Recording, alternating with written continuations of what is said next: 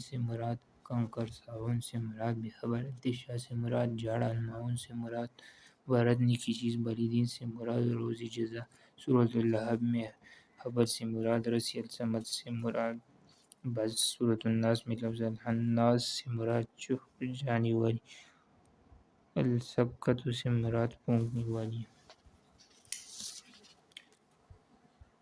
لا یجزون کی معنی ہے وہ عاجز نہیں کر سکتے، یوب کی معنی ہے پورا کیا جائے گا، لسم کی معنی ہے صلح کے لیے، حسبک اللہ کی معنی ہے تجھ کو کافی ہے اللہ، حرس کی معنی ہے شوق دلاؤ، التقال کی معنی ہے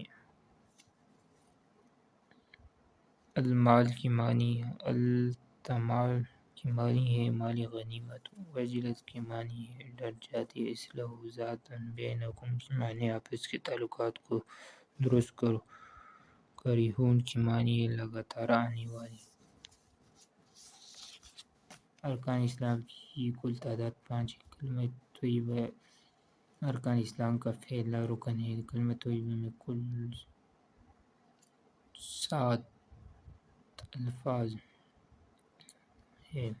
اسلام میں کل نمازیں فرض ہیں 5۔ اسلام کا نماز رکن زمین کے بجائے آسمان پر فرض ہوا، قیامت کے روز سب سے پہلے نماز کا عمل کیسا ہوگا؟ نماز شب معراج پر فرض ہوئی۔ اسلام میں سب سے پہلی مسجد کعبہ مسجد بنائی گئی۔ مسلمانوں کا سب سے پہلا قبلہ بیت المقدس تھا۔ نماز سن 10 ہجری میں فرض ہوئی۔ زکوٰۃ مصارف کا ذکر قرآن مجید میں کی توبہ سورت میں ہے۔ غزوہ بدر کی مبارکباد اور صحابہ کرام آپ صلی اللہ علیہ وسلم کے ساتھ کعبہ کی چھت پر حبل نام کا بت نصب تھا۔ جہاد کے فرض ہونے تک ہجرہ ہمارے سب سے افضل تھا۔ امام ابو حنیفہ کا سلام نعمان بن ثابت تھا۔ پوبلنا کی معنی ہے گردنیں۔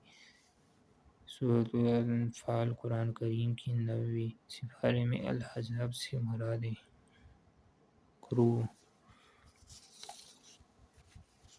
یہ سکون کی معنی ہے وہ ہانکی جاتی ہو۔ الارحام کی معنی ہے خون کی رشتہ دار۔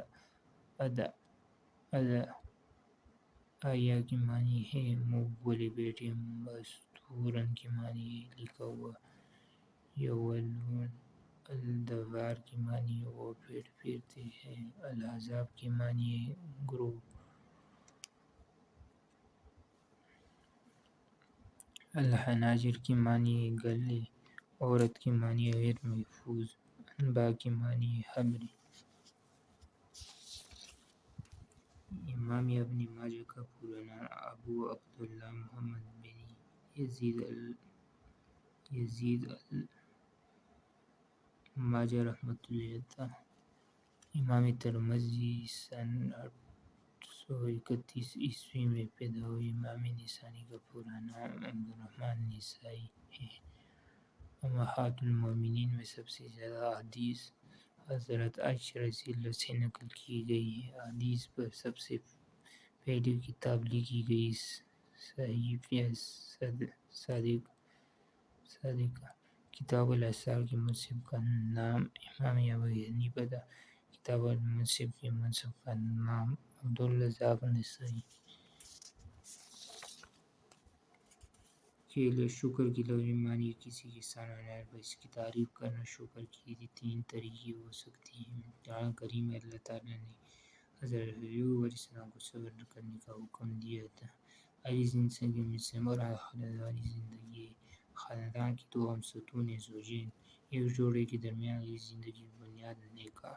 قرآن کریم نے رشتہ داروں کو ازواج کو احسان کا نام دیا ہے۔ احسان کا مطلب ہے قلعہ بند ہو کر محفوظ ہونا۔ اسلامی تعلیمات کے مطابق خاندان کے خلاف فعالت مرد کی ذمہ داری ہے۔